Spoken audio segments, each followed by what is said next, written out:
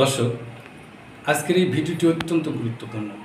সুতরাং বাংলাদেশের প্রত্যেকটি নাগরিকের প্রতি এটিভি নিউজের পক্ষ থেকে আমি হারুন আহ্বান জানাচ্ছি, দেশের সার্বভৌমত্ব রক্ষার্থে এবং দেশের জনসাধারণকে সচেতন করার লক্ষ্যে আপনারা ভিডিওটি দেখা মাত্র শেয়ার করে দেশবাসীকে দেখার সুযোগ করে দিন। আমরা ভারতকে যে দিয়েছি সেটা ভারত সারা জীবন মনে রাখবে। দর্শক, বিগত স্বৈরশাসকের প্রধানমন্ত্রী হাসিনার এই একটি বক্তব্যই প্রমাণ করে যে তিনি পার্শ্ববর্তী রাষ্ট্র ভারতের কতটা আস্থাভাজন এবং বাংলাদেশের সার্বভৌমত্বের জন্য কতটা হুমকি।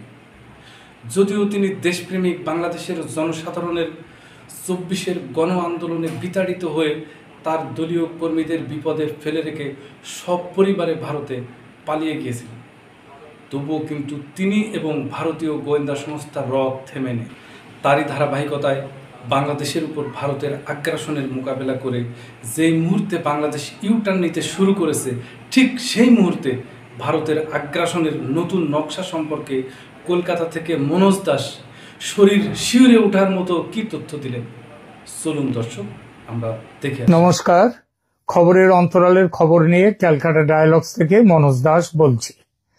আজকে যে বিষয়টি নিয়ে আলোচনা করব সেটা হচ্ছে, ভারত যদি সামরিক হস্তক্ষেপ করে তাহলে বন্ধুরা কি বাংলাদেশের পাশে দাঁড়াবে?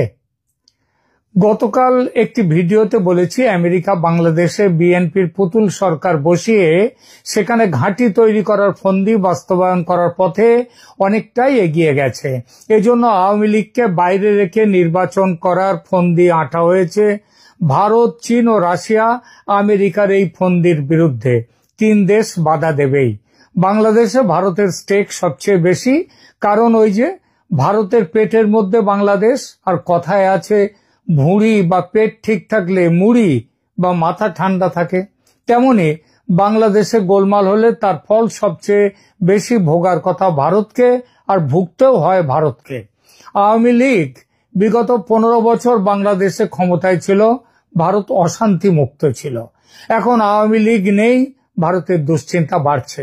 এই দুশ্চিন্তা দীর্ঘায়িত হবে যদি আওয়ামী লীগের ওপর থেকে নিষেধাজ্ঞা তুলে না নেওয়া হয় এবং আওয়ামী লীগকে আগামী নির্বাচনে প্রতিদ্বন্দ্বিতা করতে না দেয়া হয়।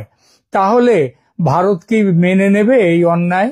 এই অন্যায় মেনে নিয়ে বিএনপি জামাত এনসিপির ক্ষমতায় বসে যাওয়া সেটা চুপচাপ দেখবে? এমনটা আশা করা যায় না। ভারতকে বড় কিছু ব্যবস্থা নিতেই হবে। সেই ব্যবস্থা যদি সামরিক হস্তক্ষেপ হয় তাতেও খুব একটা অবাক হওয়ার কথা নয়। যারা মনে করছেন আন্তর্জাতিক আইন ভেঙে এমন কিছু করবে না ভারত, তাদের বলি, আইন ভেঙে নয়, আইন মেনেই বাংলাদেশে সামরিক হস্তক্ষেপ করতে পারে ভারত। কারণ যুদ্ধে ভারতকে এগিয়ে যাওয়ার মতো বেশ কিছু অপরাধ ইতিমধ্যে করে ফেলেছে বাংলাদেশ। জাতিসংঘ সনদের আর্টিকেল 2/4 অনুযায়ী কোন রাষ্ট্র অন্য রাষ্ট্রের বিরুদ্ধে বলপ্রয়োগ বা বলপ্রয়োগের হুমকি দিতে পারে না, এটা নিষিদ্ধ। তবে কিছু পরিস্থিতিতে সামরিক হস্তক্ষেপ সেটা আবার আইনসম্মত বলা হয়েছে। যেমন কোন পরিস্থিতি? যেমন আত্মরক্ষার অধিকার, আর্টিকেল 51। যদি বাংলাদেশ থেকে ভারতের বিরুদ্ধে সশস্ত্র আক্রমণ পরিচালিত হয় বা তার সম্ভাবনা থাকে, বা এই ধরনের কোনো হুমকি যদি সে দেশ থেকে দেয়া হয়ে থাকে, তাহলে ভারত আত্মরক্ষার অধিকার প্রয়োগ করতে পারে।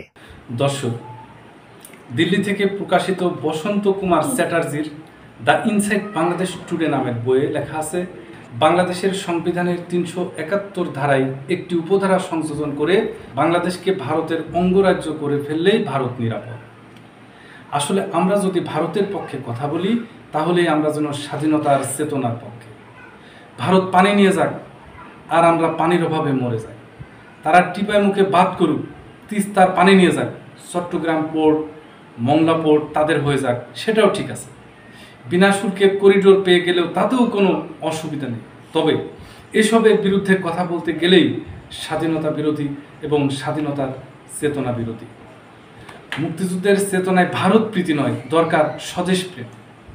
ইংরেজি 1947 সাল থেকে 1971 সাল পর্যন্ত বাংলাদেশের স্বাধীনতা পূর্ববর্তী সময়ে যখন ভারতের ঘুমাতেও লাগতো ওষুধ, কারণ সে সময় ভারতের দুই পাশে পারমাণবিক অস্ত্র সম্পন্ন দুই পাকিস্তান, সে কারণে 1971 সালে ভারত মুক্তিযুদ্ধে বাংলাদেশকে সাহায্য করেছে সম্পূর্ণ তাদের নিজেদের স্বার্থে।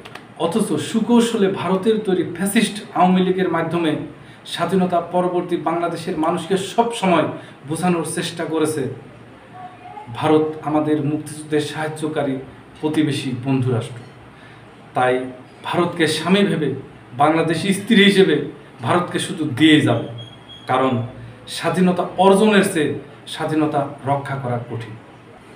অর্থাৎ ভারতীয় এজেন্ট মুক্তিযুদ্ধের পক্ষের চেতনার নামে শেখানোর চেষ্টা করেছে ভারত প্রীতি হলো স্বদেশ প্রেম, এবং স্বাধীনতার চেতনা বলতে ইসলাম ও ইসলামী মূল্যবোধ থেকে দূরে থাকাকেই বোঝানোর চেষ্টা করেছে। আসলে ভারতীয় এজেন্ডা আমাদেরকে বোঝাতে চায় স্বাধীনতার চেতনা বলতে আমরা যেন ভারতভুক্ত হয়ে যাই, আর তাহলেই স্বাধীনতার চেতনা সফল। অপরদিকে বাংলাদেশের স্বার্থবিরোধী ভারতীয় সিদ্ধান্তের বিরোধিতা করাকে শেখানোর চেষ্টা করা হয়েছে ভারত বিদ্বেষ।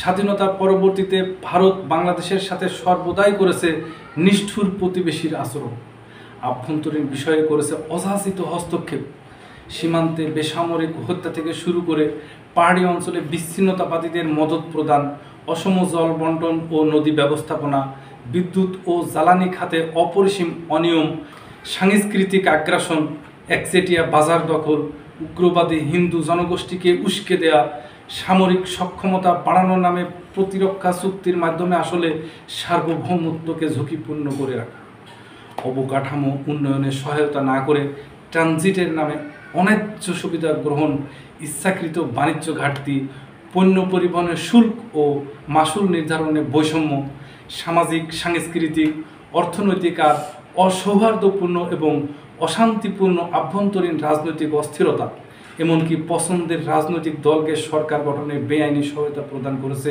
সরাসরি ভারত। এছাড়া ভারত সর্বদাই চেষ্টা করেছে বাংলাদেশে ভারতের প্রতি নতজানু সরকারকে বসিয়ে ভারতের একতরফা স্বার্থ সংশ্লিষ্ট গোপন চুক্তি করিয়ে নেয়া। আসলে ভারত চিরকালই বলে এসেছে অখণ্ড ভারত মাতা। তারই ধারাবাহিকতায় বিডিআর বিদ্রোহের নামে চৌকস সেনা অফিসারদের হত্যাকাণ্ড ঘটানো হয়েছে। সুকৌশলে বিডিআরকে অপরাধী সাব্যস্ত করে শেষ করে দিয়ে তাদের নাম নিশানা মুছে দিয়ে একটি বাহিনীকে আজ নাইট গার্ডে পরিণত করা হয়েছে। 1996 সালে রয়ের প্রধান ডি রাবণ বলেছিলেন, বিডিআর একটি ভয়ঙ্কর বাহিনী আর বাংলাদেশ সেনাবাহিনী ভয়ানক ক্ষতিকারক একটি ফোর্স। এগুলোকে রেখে উত্তর পূর্বাঞ্চলের রাজ্যগুলোতে ভারত শান্তিপূর্ণভাবে তাদের শাসন কার্যক্রম পরিচালনা করতে পারবে না। বাংলাদেশের প্রতি ভারতের নির্লজ্জ আচরণ ও আগ্রাসনে অতিষ্ঠ মুক্তিকামী বাংলার আপামর জনগণ ফুঁসে উঠে ছাত্র জনতার গণ অভ্যুত্থানে যোগদান করার মাধ্যমে ভারতপন্থী অবৈধ আওয়ামী সরকারকে বিপর্যয় ঘটিয়ে মুজিবকন্যা হাসিনার পলায়নের মাধ্যমে আরেকবার যেন স্বাধীনতার অমৃত স্বাদ গ্রহণ করেছে বাংলাদেশের মুক্তিকামী জনগণ। বাংলাদেশের দামাল ছেলেরা বারংবার যুদ্ধ করেছে আমাদের প্রিয় মাতৃভূমি বাংলাদেশের নিজস্ব সংস্কৃতি, সভ্যতা, ধর্ম, কর্ম, ইমান, আকিদা, নীতি আদর্শকে বাস্তবায়ন করবে বলে।